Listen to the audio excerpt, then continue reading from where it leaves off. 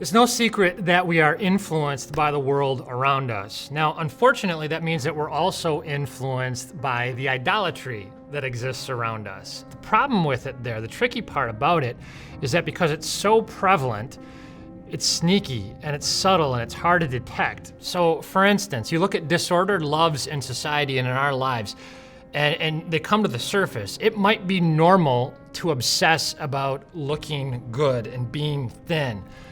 It might be normal to overdo youth sports and pour yourself into those. It might be normal to have many sexual partners throughout life in our society today. It might be normal to compromise other important relationships with your spouse, with your kids, in order to advance your career. But just because something's normal doesn't mean it's good or right.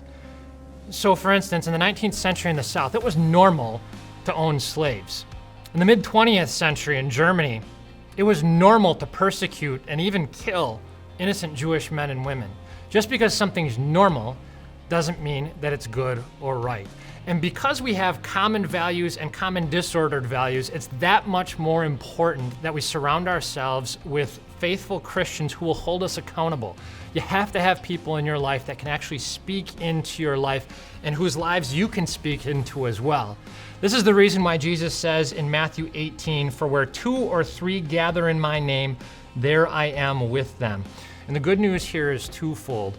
Not only do you have somebody that will help hold you accountable with any idols that you might struggle with in your life, but if that person's a faithful Christian, when you do struggle, when you fall, and we all fall, that person right away will be able to point you to the grace and forgiveness found in Jesus Christ as well.